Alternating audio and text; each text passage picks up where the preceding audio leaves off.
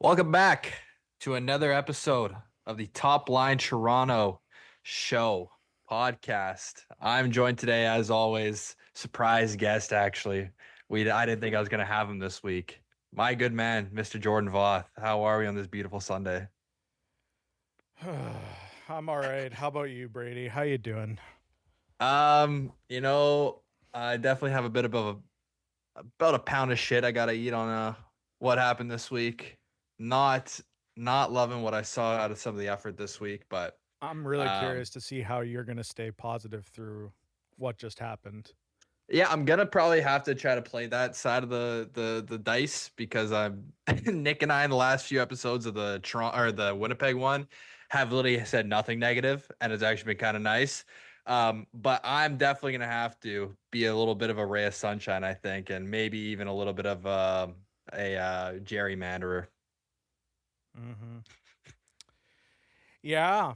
So, what did you see out there, Brady? So let's start with the week that was. We're gonna start on the highest note we had on Monday, which was an absolute decimation of the Tampa Bay Lightning. Something that, I mean, over the years, couple playoff series, we've had some built-up trauma with these guys. They've known guys like Brandon Hagel and Nick Paul to be quote unquote leaf killers, guys who have Yep. never won act like they have won. Um, but nice to see a win there. Honestly, I thought it was easily the best game of the year, like start to finish, besides like the LA one. But that one, even the LA one, had its own scruples by just the score effects that happened after going up 4-5-0. I did like the Tampa Bay one a lot. I mean, really had good games out of Matt and I's, the top six really. But yeah, I want to start there. I'm sure that's definitely the high point for you. And then after Well, that, we go dead off a cliff. am I really being like that much of a downer by saying that the Tampa game was the high point? No, not at all. Because that was honestly one of the best games I've ever seen this team play. Yeah, They completely dominated them. And honestly, like the negativity that creeped in for me was all the people saying that Tampa's cooked and they're not good anymore. I don't think that's true. They're not as cooked as people think. Maybe they're not that dominant top of the division team they once were, but that's not a cooked team. Like Nikita no. Kucherov is still an animal. Braden Point is unbelievably good. You know, Victor Hedman. Vasilevsky only has 1 year of down play. Like this guy's not declining yet. You know, Victor Hedman is still a good defenseman in this league, a stud defenseman in this league. That's not a cooked team. So No, to see them come out and dominate that game was awesome to watch. And honestly, needed it. chasing Vasilevsky after he showered Morgan Riley in the warmups, love it. I forgot Love about it. that. Yeah, that was Yeah. insane. And a chippy game, a game that ended Yeah. with a scrum. That was, I am not high on this team. I'm not positive about this team. And that was a wonderful night to sit there and watch the Leafs. And It, I was yeah, so thrilled to watch that. that game definitely like it gave you almost like the That's So Raven flash, like the vision of what could be.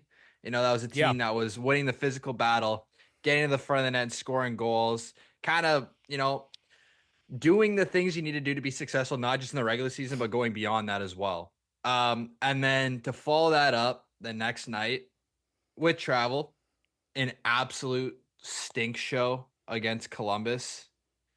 That it's like for some reason, and we'll get into a bit deeper going into like the game to game, the last couple especially, that especially the Boston one, I'll say, is that this team somehow finds a way to build momentum and immediately just cough up a fur ball or shoot themselves in the foot and then completely unwind themselves.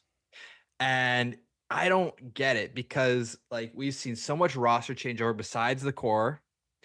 We've seen what, three coaches now: Mike Babcock, Sheldon Keefe. Well, I won't call the Mike Babcock era like that true core four one, uh, but Sheldon Keefe and now Craig Berube early in his tenure, sure. But we've seen a lot of riddles that rhyme across like 8-9 years now.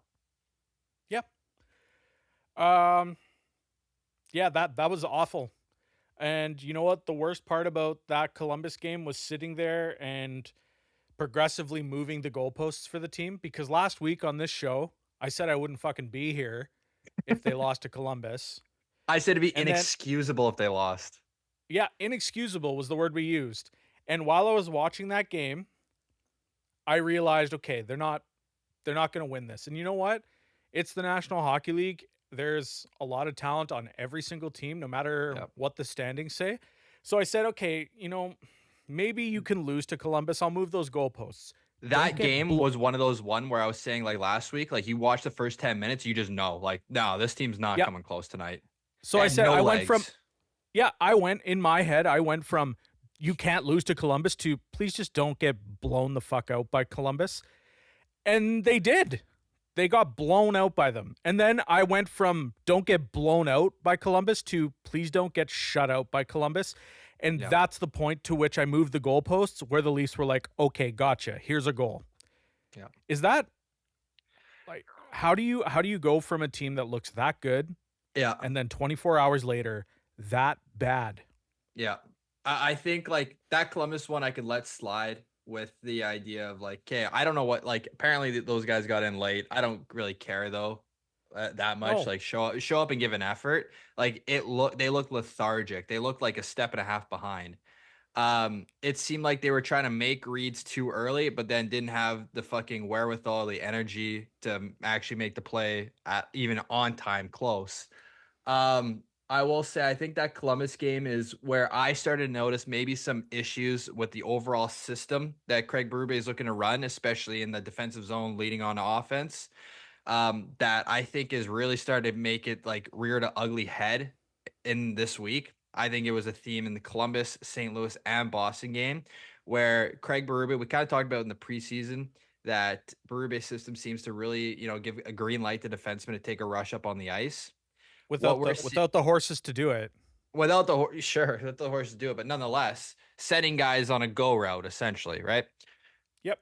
But what I notice this a lot is that a lot of those goals in Columbus, St. Louis, even Boston, they're on the rush. And it's because of a turnover and they're coming back on odd man rushes, like a 3-on-1 that turns into a kind of half-ass 3-on-2 with someone coming back hard on a back check. But like 2-on-1s, so many of those are going in against the Leafs right now. I don't know if there's anywhere that you can actually look at this, but maybe the game center if you're to look at those, but majority of the goals that I saw going in for Columbus and at least St. Louis, 2-on-1 rushes that were just shots, beating goalies clean because he gets such a good lane. And that's Dennis Hildeby's second career game. Yeah, well, not just that. The St. Louis one was Stolar's game too. No, St. Louis was Wall, not Stolarz. Oh, whoops. That was Wall's first game, yeah. Yeah, But no, you're good. Nonetheless, though, that's what I'm seeing. Is I'm seeing odd man rushes, 2-on-1s, 3-on-1s, turning into 3-on-2s that end up in the back of the net, and like Brady, that's been the issue with this team forever. not so much with Keefe though. The defense didn't really fly the zone with Keefe. Oh, there's Timbits hockey being played under every coach on this team. Like, Yeah, we can talk about the Dylan Holloway goal in the next game. That's fucking comical. What the hell is that? But before we move on to that game, I do want to say that it was nice to see Nick Robertson get a goal. I know like it finally. didn't matter, it was meaningless, but his effort has been admirable, and it was nice to see him get a goal. Yeah, That's the only thing I saw in that game that, and you know what? I was happy for Columbus fans. You know what? The Leafs do this all the time, so they might as well do it and give you guys some feel good moments in there too. So yeah. yeah. Columbus doing way better than I thought they would have with everything that was going on there. Good for them. Easy to cheer Resilient for. group, resilient, Yep. 100%. Yep. Easy Yeah, to cheer for. I'm not gonna be mad if they find a way to sneak their way into a really like Nope, not at hardy, all. hardy I'd wild love card to see too. that for them. That's a hardworking group, and they deserve it. Given Because everything yeah, they've gone that through. Metro's not the well. That's actually pretty strong. Oh, how about Washington with 10 points already? Wow, I Yep. didn't. Anyways, yeah, we'll move on to St. Louis game. Um, let's get your thoughts on that one first. Oh man, so after that disaster in Columbus, like you gotta respond, right? Mm-hmm. Like you can't look that good Monday, that bad Tuesday, and then on Thursday You've got Joseph Wall playing his first game of the year. You've got Craig Berube facing his former team for the Revenge first time. game. You need a big response. And like St. Louis is not like a basement dweller, but No, that's not a contender. And you it's got to a have a it's a huge or going through a retool for sure. for sure. So they're big response, right? Yeah. What happened? 5-1 with 41 shots on goal for the Leafs. Another goalie syndrome. Jordan Binnington comes home and apparently dices up a gem. Cool. Did you Good see any response. Nice quotes work. out? Did you see any post game quotes about have to get in front of him again? I don't recall seeing the post game quotes on this one. To be honest, the takeaway from this one, what the fuck is going on that Dylan Holloway goal? Yep. That's intermission Timbits hockey. Yep.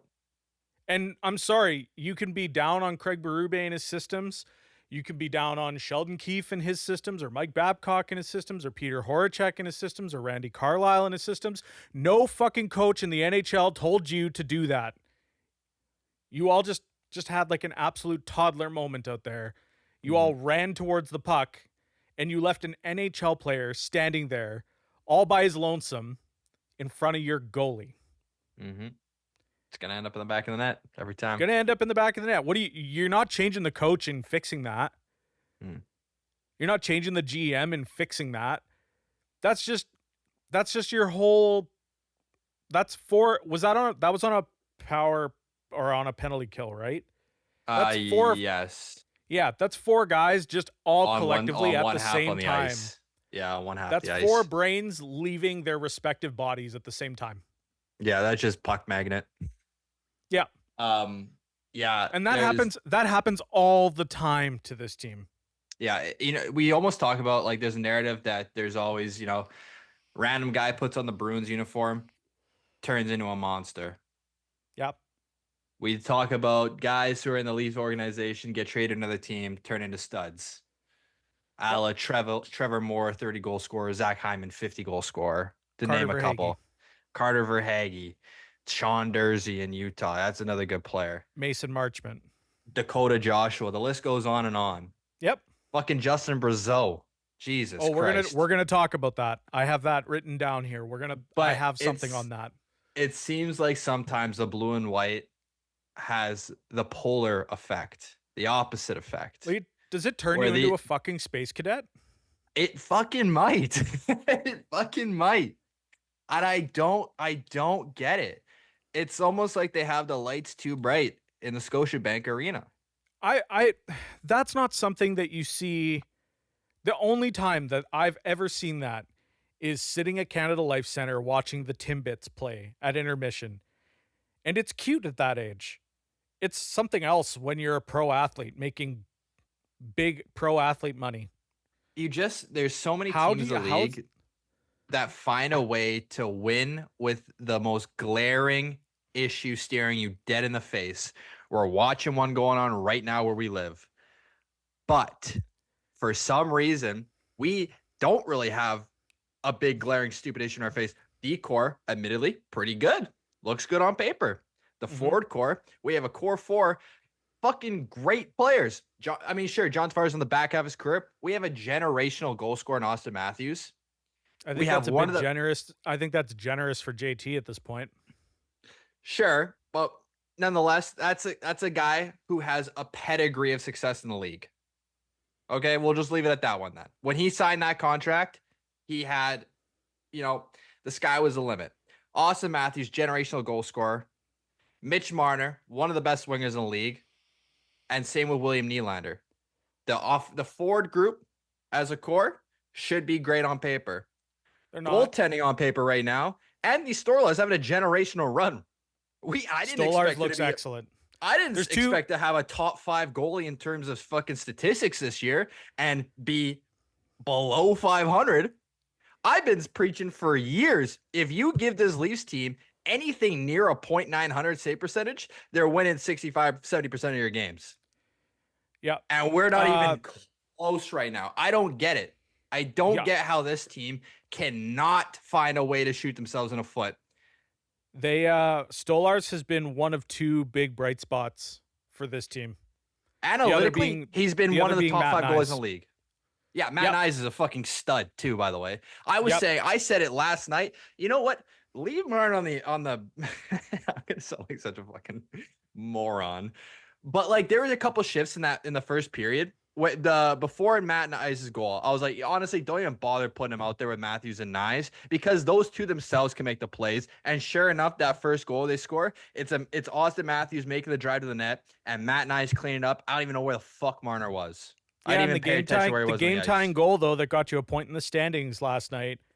I know. That's It's all Mitch Marner, crazy. and he ended the game with 3 assists. I know 3 assists, and at the end of the game, I'm looking at myself like in the mirror. I'm looking at the stat sheets. I'm looking at the game that I just watched. I'm looking at him, and I go, "Why am I still mad about what this guy does every night? I Yep. don't get it."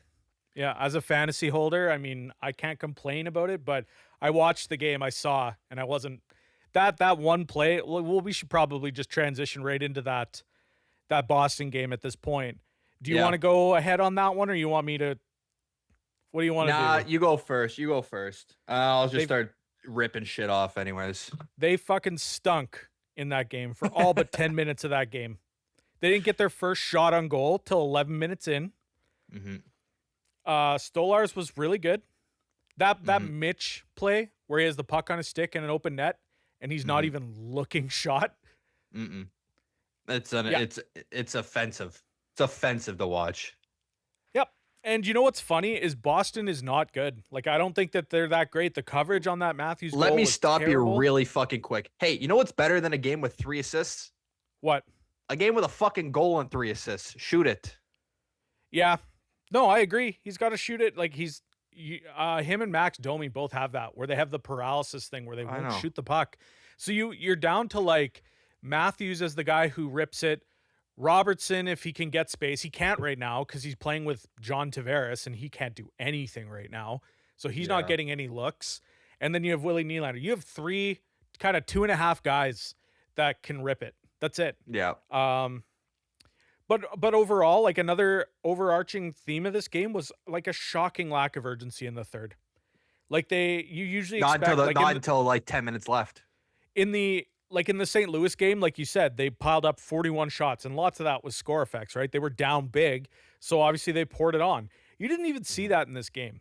You usually expect to see that, and instead, to start the third, they were down a goal and they bobbled yet another power play, which continues to be a tire fire, and they never really pushed. They never got there, not even close. They don't deserve the point that they got in that game, and while I understand the Mitch Marner criticism, Mitch Marner basically gave you a point in the standings last night. Yeah. Yeah, Yep. he did. They were awful. He did. And again, Like, that's another game where you've been blown out 2 games this week and you need a big response. It's the Boston Bruins, the team that ended your season early, and yep. that was your response. Yep. No, it reminded me completely of just like the usual playoff Boston Toronto game that we've seen 3 years, 2-3 years now. Yeah. Like it's fucking just dismal. a game where you just know at the end of the day, even if you get to overtime, no way you're winning it. I just tell when Jake McCabe took that interference penalty right after the Leafs got the lead, like that was either 1-0 or 2-1, something like that. Jake McCabe takes that penalty. Before he's even in the box, I say to myself, this is gonna be a tied game. Yeah. Oh, and on the topic of penalties, I was about to text the chat. Why are they putting Ryan Reeves out with the first 4 minutes of the fucking game? And before I could get that text sent, he was sitting in the box. Yeah. Weak call, but nonetheless, it's a penalty. Yeah. Woo! Woo, that felt good. Yeah. No. That felt good. And there's a couple of things I just kind of want to gauge and put out some of the things here. I saw a tweet. I can't remember who put it out there, but somebody put the tweet here's their record from 2021, 22, 22, James 23. Myrtle. Was it Myrtle? 100%. Myrtle had it. Okay, Jonas Siegel.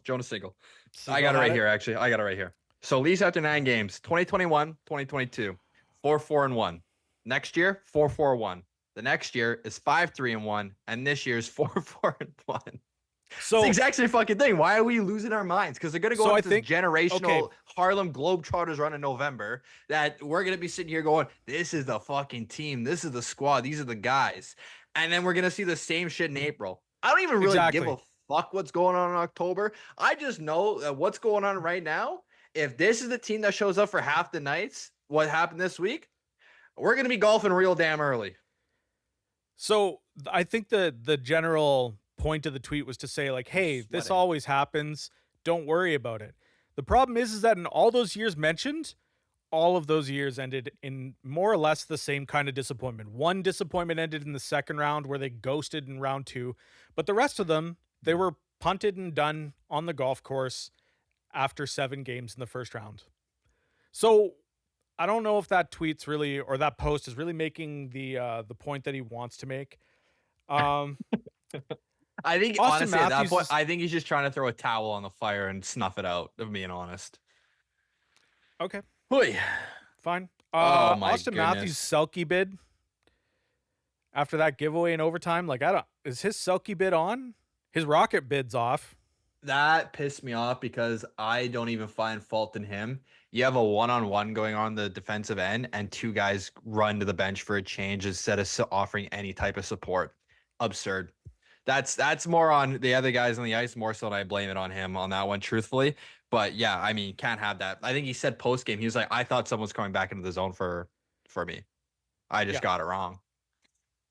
What a Okay. save by Stolars though on that though, and still ends up the back of net because, like I said, two guys fucking changing. No one's there to support Matthews even after what 5 seconds go on during that play. Because It's bad line offensive. changes were like one of the things under Keefe that drove him nuts. Too many men was like the most common penalty I ever You saw. know what? That's one that we haven't seen yet. Too many men came close, came close on a Yeah. couple. That's surprising. An almost 10 game sample without a too many men penalty. That's pretty good. I Maybe know. that's a positive. Maybe we'll zoom in on that and talk about how they haven't taken a too many men. The Leafs are back, guys. Um, You know, where so actually I want to keep on the Boston one. So we've now seen Connor Timmins coming out of the lineup on Boston. yeah, And it's not Timmy Liljegren that goes in, it's Philip Myers. And I don't think Philip Myers is bad, no, but what are we doing here? What are we doing? you got to This trade guy, him. Liljegren is I am sure the Timmins one. It's over. You can make the like someone can make an argument. I'll be like, you know what? If that's what you think. That's what you think. I'm not going to change your mind on it. I think objectively, Timmy Liljegren is better than those two guys, and the fact that he's not even getting a fucking look when we're apparently just skidding tires. And I know I'm talking about a sixth defenseman, like I'm nuts on this shit. But when he gets traded, and it's the same damn thing where we see him turn into a top four guy and have the same kind of career projection that we saw from Zach Hyman, Trevor Morris, Sean Dursey, Carl Grunstrom, I almost named that. That's not it. Mason Marchment, Dakota Joshua, all these guys, Carter Verhaeghe. I'm not saying he's going to turn into these upper echelon, high caliber guys, but he's going to be a guy on a good team. Here, I'll give you It's one going to here. piss me off. I'll give you one here because I sense your frustration, but I have one that's very similar that deeply angers me. To the Leafs organization, I got to ask you a question. How does it feel to invest time, energy, valuable resources that very few teams have in abundance like you in Mm-hmm. developing a player like Justin Brazeau Mm-hmm. only to hand him to a divisional rival? I hope your answer is it feels stupid. It does. I think it was quoted that Kyle Dubas said if Justin Brazeau does not play a game for the Toronto Maple Leafs, it'd be a failure. I think that was the exact quote. But nonetheless, that was a guy who was enrolling into university courses a week before he got a offer from Providence. Okay, so he wasn't on anyone's radar. He So was how working his how way did the Bruins outside the organization know ECHL. more about how did the Bruins organization know more about a guy in your fucking backyard? I don't know. They probably saw 6'6" power forward and said, "Why not take a shot, see if he can play AHL minutes?" And it turned out good. I don't really know. So a lot of these guys are just pure gambles. But like Why? Okay, when so Kyle it's Dubas says it'd be a failure for him not to play NHL games, and he's not even making out the ECHL in your organization, you said that. What are you doing? Firstly, like fair enough. Like I just don't get it. I don't get it. That guy's gonna be an NHL regular for the Bruins from here on out. We're gonna watch yep. him for like 5-6 years maybe. Yeah, That I seems pretty long. looks great. Um I saw a lot of people getting really on William Nylander for the toe pick, and Yeah, I'm that sorry. sucks. Like even in my anger and my frustration, I gotta file that play under shit happens. Yeah, that's a If yeah. you if you can just go out there and not suck ass at hockey, Mhm. things like that aren't going to be a dagger for you. You know, Uh, every player in the league does that. It happens to yeah, every single player. It, yeah. you know, don't suck. You played 10 minutes of good hockey last night in Boston. Imagine instead of that just being a goal, imagine if he hurt himself. Everyone be like, "Fuck, here we go now." Yeah. Yeah, no. Um And at the end of the day, Will Nylander has what, one or two of those plays, maybe a whole season. I guarantee you, he's going to be a surplus in the opportunities he provides more so than those. I just that happens to everybody. And Yeah, it happens to honestly, everyone. again, last night in Boston, I saw quite a few Anthony Stolars handling the puck moments. One of those is going to happen to him this year. Mhm. Shit Oh, we happens. do kind of have to eat a bit of crow. He set up a nasty, nasty goal in the Tampa game, though. Yeah, Uh, he did, but there I'm telling you it's going to be a that the double-edged sword. It's going to be a double-edged sword. that's gonna cost you at some point this Yeah. year. I'm not the And biggest fan of goalies handling pucks, just no, in general. But yeah, I see where you're coming from there. He seems to be doing. There's some sketchy moments. I think he kind of gets away with it though, as just being a overall big guy. Unlike those ones behind the net, where it seems like a player is getting pretty close because he's kind of like bigger and he's stronger than he's the like forwards using coming his in. size to protect the puck a bit. He sets picks. It's kind of nuts to watch. It Yeah. makes me nervous every time, but that guy's not afraid of a little contact. He's doing all the things we wished Freddie Gauthier could do with his size. Oh my God, Freddie Goche. Holy, what a pull. Okay. Anything else you really want to go on the week that was? Any sort of other, storylines you might be looking at? The biggest one for me though is we got to either shit or get off the pot with Timmy Liljegren. Either play him or ship him for something that I can start stomaching the surplus loss value on it. Thank Okay, you. so I don't nothing for the games at this point. Like Mhm. this was a bad week. I think it was even worse than what I said it would be. Power play still fucking apoplectic. Yeah, It's awful. anemic of scoring goals. Yeah. I've got 5% shooting percentage. I have two kind of looks at the Leafs, kind of medium-sized picture, like kind of what they are for this year, and really big picture, like big down the road kind of things, about kind of more or less the whole era. I want to just talk about just right now in this season, John Tavares is cooked.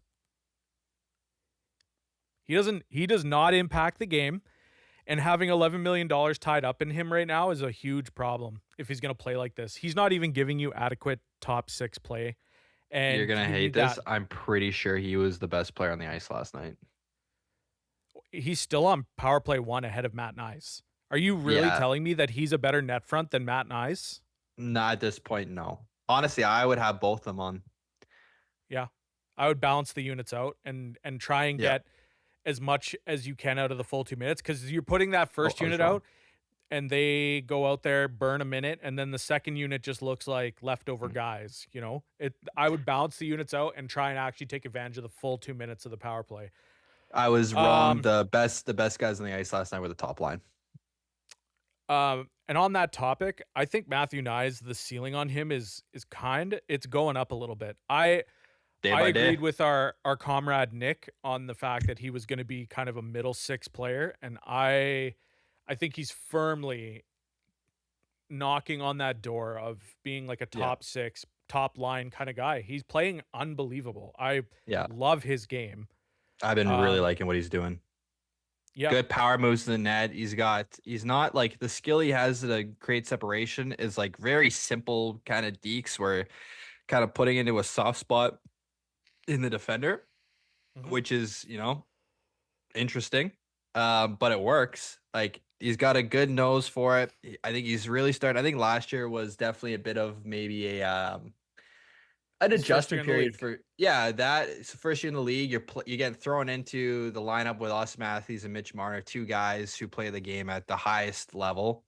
Like that's not easy to take reads off of. So, but No, so but far look at he's how been that's really good. benefited him though. Instead of like Yeah, 100%. waiting him No, in, they saw this player and were like, this is what we envision for him, rather than trying to like give him sheltered minutes on the third or fourth line or Yep. Marley's time. They're just like, this is what we want him to become. He's Yep. physically able to handle this. Let's put him in now and throw him in and see how he does. And yeah, Yep. his rookie season wasn't bad. I think he finished with like No. 35 points. He's Yep. going to clear that all day this year. Yep. He's No, fantastic. he's I been want one of my favorite players on the ice so far. Same. Him and Stolars have been like the two really, Yep. really bright spots for this I team really this liked year. Chris Tanev as well. I will say. Yeah, he's been excellent. The big thing with Tanev is like this might be the best we get out of him. Like So it's tough. It's tough to watch him yeah, do this. we Every night. probably really only have 3 years, I think, tops of a I think really that's great Tanev. generous. Yeah, I think that even yeah. that's generous. It Dude, this depends team is on not worth the giving up your miles. body like that.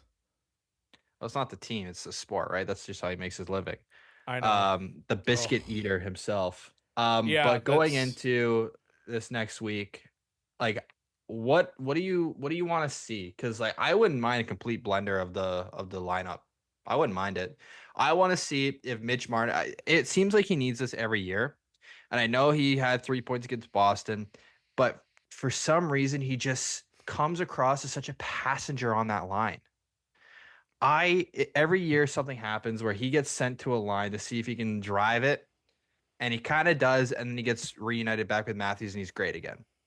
Can we do that fucking now so we can get all this shit out of the way? I want to see Mitch Marner drive his own line. Give me a line of with like a Marner and Robertson on a line and see what happens. And give me some random center. I don't mind it. that's not a bad idea because you know what I think having Robertson and John Tavares playing together is hurting Robertson. Like I agree. I I agree. know people are talking about John Tavares coming back at a lesser number, and obviously the number is not going to be 11, but No. I'd be very careful with whatever number you're thinking of John Tavares. It's probably too high. He's not Like, he's playing like a bottom 6 player right now. yeah. You can't give him $5 million. It's tough because he's never been a guy, even when he first started in his NHL career, he was never a guy that was like that fleet of foot. Nope. That's And been the he's knock on him someone, since day one. and there's something about Tavares too. Like, watching him on the broadcast is different than when you're watching it in the arena. Um, when you're in the arena, you get to actually see a bit more of the stuff that's not on camera, like some of those off puck plays that get made, subtle Yep. picks, subtle, stick lifts, things like that of that nature. That like they lead to further offense or better defensive plays down the road that maybe you're going a little bit hidden behind the just the aspect ratio of the camera. Yep. Um, so I don't know. Like in my mind, I imagine like, okay, if you tell me John Tavares signs again next year for like a 1 year, $5 million contract, No. am I gonna be that upset about it? Yes. Like personally, no. Like I No. wouldn't like it's on that edge where I'm like, fine. We're You tell already me we're you tell having me a it's conversation. We're having a conversation right now about how Mhm. Timothy Liljegren, who we both you've convinced me is worth his cap hit probably Yeah. and should be on the ice. If he gets And traded, in by the way, we're following that trajectory on this show for the rest of the year plus, no matter what, because he is officially our guy. Our guy. okay, okay. You bring John Tavares onto this team next year, another year older, and you pay him that kind of money? Yeah. No. Yeah. I know. Because his another year of decline for him, and Matthew Nyes is going to need a contract, right? Because this is his last year of his ELC, Yeah. right? He's probably going to get 5. Do not fucking bridge him. We'll see where he Don't ends up at bridge this him. end of this year. I So mean, if you're doing 8 years, it's not the number's probably not 5 either. give me an 8 by 7.5 for Matt Okay, Nice. so I'm just picking shit. you're going to reallocate this cap money to bring back the exact same thing. The only difference Mhm. is that you're going to be betting on another year of Matt Nyes getting better, which is Yeah. great, Which is a good bet. which is going to be counteracted by another year of decline of John Tavares. You're going to be in the Yeah. same fucking spot. And Yeah. that kind of leads me to what I kind of wrote a bunch of stuff down about this core, this era. Big picture, Yeah, the floor is yours. there's no path to improvement here. Okay. They took a step. They Okay. took a step. They took an obvious step back last year, and Okay. through 9 games this year, it looks like they're taking another one. Both OEL and Tanev have been good additions. They've helped the blue line, but their lack of scoring hurts the team more than those additions have helped. And that's not the lack of scoring from OEL and Chris Tanev. That's across the No, board, right? that's across the Yeah. board. Like Yep. by not bolstering the offense, that hurt the team more than adding both OEL and Tanev, who have been good. Like I like Yeah. OEL, like he's been good, but that help that they add is undone by the fact that they can't score. Yeah. And Last there's year's no free agency market would have been tough too, because like you like the contracts of Steven Stamkos, Jonathan Marchessault, like guys of that nature. yeah. Like Those Chandler are Stevenson, that's a bad contract. yeah, like like I don't like in the short term, like this year, would those guys have helped? Yeah, but I think that just would have handcuffed the team even worse Yep. moving forward. And I think you especially, would probably be even more radicalized about the opinion at this point right now if they had Yeah. one of those guys. But you know what? Like they continue to play down to lesser teams. They Yeah, struggle that's a in the bad big. thing. They seem to me like a team that's like a gas. They just fit whatever chamber they're in, and the chamber is the team in front of them. If they're playing a good team, they play great. If they're playing a bad team, they play like shit. But you know what? They're a unique combination because when they did this when they were young, we called it growing pains. We call it cute, At this stage, they're one of the scrappy. older teams in the league. Yep. They don't play with that like veteran instinct like prime Tampa, prime Boston. They don't play with that. And yeah, they're prone to all this. It's a unique combination where they're a veteran team, but they still go out there like a young team and play down to opponents, wilt in big moments. It's a unique combination. It's not good. Yeah. And that leads me to like, you know what? They're slim on prospects. They're slim on assets. They have no cap space. Not this year, no. And while this is all happening, like they're kind of locked in, right? Like even if you wanted to scorch earth this era, which if I could, I would. I would honestly, I'm at the point where who cares? Like this is as good as they can be, but everybody has a no move and whoever nobody can absorb these contracts. You're not going to trade Austin Matthews somewhere and have the highest cap hit in the league go somewhere. You're That's not not trading him at happening. all. You're not trading him at No. all. Oh, I would. I'd move this entire core out. It's done. This is as good as you can make this team. No. I think it's maybe like one piece of the core, not all of it. Holy. No, Like it's I like if you were to take the core four right now as what it is. Austin Matthews, Mitch Marner, Will Nylander, and John Tavares. John Tavares' contract's done this year. Okay, that could be one right now. and they're gonna lose Mitch Marner, I think. Who I don't cares? Well, that that's like I'm gonna saying, make that would be my one of the remaining three between Austin Matthews, Will Nylander, and Marner. If someone's like gun your head, you got to make a deal. One of these guys got to go. I'm taking Mitch Marner. you're gonna unlock $22 million. Go play with Bedard and never sniff the playoffs. You're gonna unlock 20. Yeah, a GM named Kyle of an original 6 team making a soft overpaid core. Where have I seen that before? Yeah. If you ever want to win a cup, this is not going to be the core to do it. Because if they lose Marner and they unlock $22 million worth of cap space and give it to Brad Treliving, it's not going to happen. Yeah, it's well, I don't know if any GM.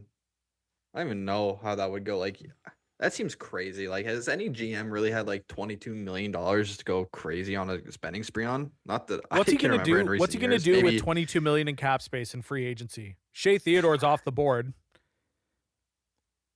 yeah, And you know what the funny part is? He probably would go after another defenseman. Even yeah. though the problem, and I said it 3 weeks ago when the season started, is that the team's problem is scoring, and the management doesn't seem to understand that. They keep going after goalies and defensemen and adding Ryan Reeves, and they Uh, You might not like this take. I I really think, especially in that power play, if they had a defenseman who was a legitimate threat to shoot, it would yeah. start clicking at a way higher pace. So I could see that being a road to go down. Like if you got a bona fide, Shooter you from the know, back end. yeah. I just like I tend to think that the guys that are up front, Matthews, Marner, Nylander, especially those three, they should have enough of the skill and Dude, that this to, this then the this finishing era's to cooked. lead that. We're sitting here with 3 dimes and a quarter and a nickel and a couple pennies, and we're trying to make a dollar. It's cooked. It's cooked. This era is cooked. We're gonna watch the Shanaplan circle the drain here for like another half decade because none of Yeah. these guys are going anywhere. We're basically at the precipice of like the Muskoka Five from a bygone era. Muskoka 5, what a pull. Yeah. Oh no, Um, like I'm not new here. I'm not new here. The last time that I looked at this team and was like legitimately excited for the future was losing in game 6 in Washington. Yeah. We need And we it's haven't even had a chance to have like our Wayne Gretzky, Doug Gilmour high stick moment. We've been robbed of potential narratives of still losing, but yeah, oh something yeah. we've Yeah, yeah, never yeah. had yet the chance of a what if. Yeah, we've What if never even lost happened? in the Eastern Conference Final. We've never even No, gotten there. Not even I've never even close. And sniffed it. so I've never even sniffed it. Never even and this I never core even walked the park. right. So with all that and knowing full well that this management group is not like a very bright forward thinking kind of group and knowing that their core is locked in, they have no cap space, they have no assets. Never mind, even if you had cap space and assets, who's available? Nobody. Yeah, no, This is it. it's yeah, So it's a strap dog in, eat but dog world out there. this is going to be like a very mediocre hockey team that circles the drain for a half decade. Yeah. That's it. I am kind of shocked at how like the last how many years under Keefe, like at least the 5-on-5 metrics were really good. So far Yep. in the last week and a half, 2 weeks of the season with Craig Berube, he's found a way to turn it into a 5-on-5 disaster class, in my opinion, and that still have a middling power play. Well, You yeah. like, bro, pick a struggle, not two. If you had if you PK has been had great. Shout out Lane if you had Lambert. a management group that understood the talent that you have on this roster and you need a coach to align with it, you would have went and got Jay Woodcroft, not Craig Berube. I Yeah, said well, that 3 weeks ago and here we are. yeah. I don't even know if it's a I don't know if it's a roster thing. At this point, it could genuinely be a curse. You No, could like it's I'm not very like, spiritual in that sense, but there's some about this team. There is a cloud of ghosts hanging over them that will not. We need to find. Was it Tim Horton that crashed in the float plane? Was that the 50 mission cap tragically hit? That story, you know about it? yeah, I believe so. It's in the back of my mind somewhere. We need another version of that. We need to find. We need a Oh, dude, Barry.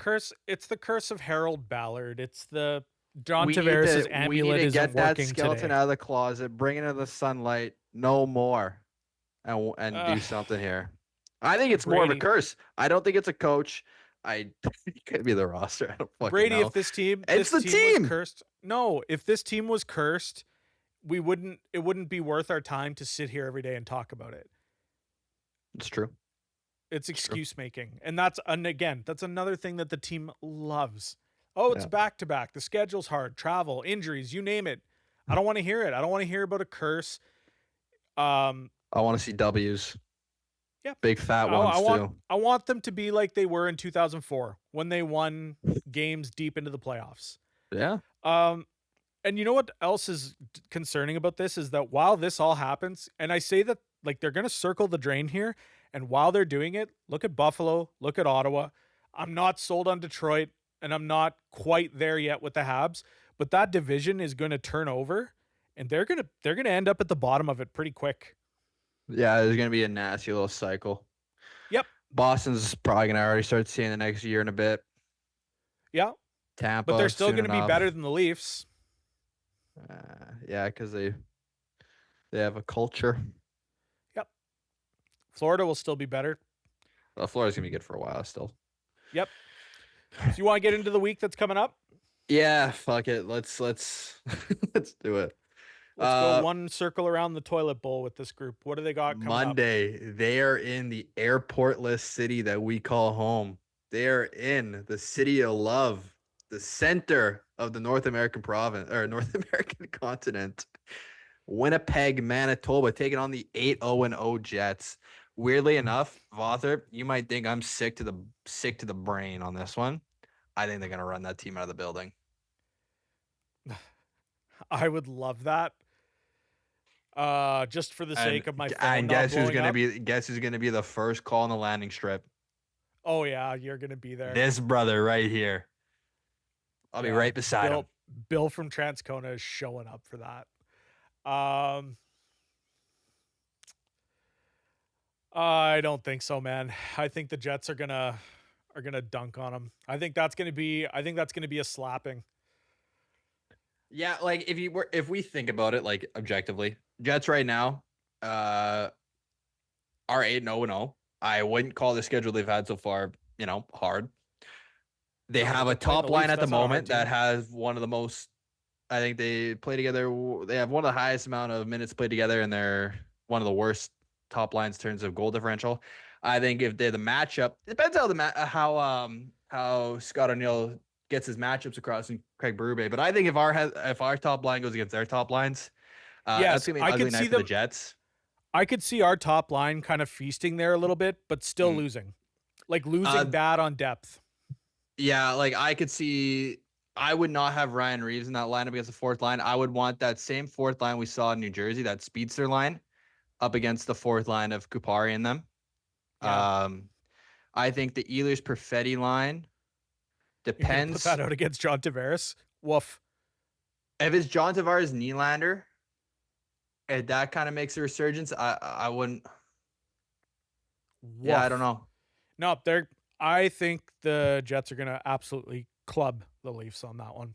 I don't So know about the I could see the clubbing. top line having I a think the night. Leafs. I got the Leafs on that one. Okay. Next game. What do you got? I gotta look. Hang on. Sorry.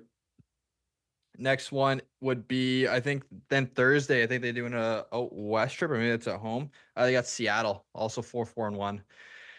I'm not that convinced on Seattle. No, I'm not either. I think if they get clubbed by Winnipeg, Hmm. that's kind of I feel like that's last week's Columbus game. Like that's the one that you got to get up for and like respond. So Mm. I just don't like the chance of the Leafs winning anything right now, but I'll say the Leafs in that one. And then we have once again another week with a back to back. Ooh, against who? Seattle and then who? So it goes Seattle on Thursday, Yeah. and then Saturday Leafs in St. Louis, and then Sunday Leafs in Minnesota. And Minnesota has been very good. Yeah, so they're going to beat St. Louis, Hmm. I think. Could you Okay. imagine? Could you imagine if they Okay, so the Jets are probably going to smack them around. Like the Jets are a good team whether you like it or not. And then it's going to be like, "Okay, you've lost 4 in a row. You need to respond." But they've shown such a propensity for not responding, Hmm. like badly. They go down against Seattle, and then it's like, "Okay, now you have to respond." It's game 2 against Berube's former team. The last time you embarrassed him, time to respond. Imagine And the if they don't last time they'll respond see him this again. year. Yeah. And then the next game is Interesting. the Wild, a good team on a back-to-back. Yeah. You This could has lose got to all of be the this has got to be one big road trip. It's you could got to lose be. all those games. Oh, this is so dumb. So the Leafs will go. So they basically playing 3 games in the Central with a homestand in the middle against the Kraken. So they're going Central, East, Central, Central again. Oh, the travel's going to be an excuse in this one, dude. No, it's just a weird setup. They've shown they've shown the ability to lose Yeah. in all of these situations coming up. Oh yeah, Very we've recently. seen every expected situation loss and win. Like I could see this team going fucking win against Jets, lose against Seattle, lose against St. Louis, and then blow the wheels off of Minnesota in the second out of the back. Yep. I just don't know. Like we've seen so many, highs and lows and different sides of the same coin on this team. I got no idea. All I know is is that you need to have a better fucking you need to win the Winnipeg game. So you're not losing, what does that be, 4 in a row? Yeah. You need that just for pure pride. You need to then at least make a damn game out of St. Louis one this time. Damn well. And I'm not going to lie to you, I haven't loved the home effort either. I'm calling this one. This is a kind of nut up or shut up week. Oh, okay. This is a loser go home. Loser leaves town. Okay? This is a pride week. Brady, you know what? You know what? I'm spinning too much. I'm spin zoning You know too much. what? I'm sick, man. Given that the core's circling the drain and it's like I don't really care. Like it's over. Yeah. I'm gonna go full Joker here. They're gonna lose all of them. You just run hand in hand with me one last time. This is a 4-0. No. I've run hand in hand with this team long enough. Fuck it. Lose them all. Yeah. Well, they've shown evidence that they can lose in every situation that's coming up. They can lose to good teams, bad teams, teams where they have to respond. All of that is on the table next week. Yeah. Lose them all. We've seen it all. Yeah. Yep. All right. Well, of course, honestly, they'll probably else. I could see your take being right, where they beat the 2 good teams, lose to all the bad ones. Yeah, like I just don't know what these guys. But I got nothing else. Or do you got something you want to keep going on? No, good Lord, no. Good Lord. All right. Thank you, everyone, for tuning in to watching and listening today. Vother, I can't wait to keep doing this stroll down memory lane with you at times and just venting. I think today was a nice week where we just kind of get the shit out, put everything on the table. Yep. 4-0 week or 0-4 week. You will see both of our dumbasses back here telling you all about it. Thank you, Brady. You guys all have a great week. This has been a Top Lyne Media production. Thank you, Mikey. And thank you to our overlord, Nick Lyne.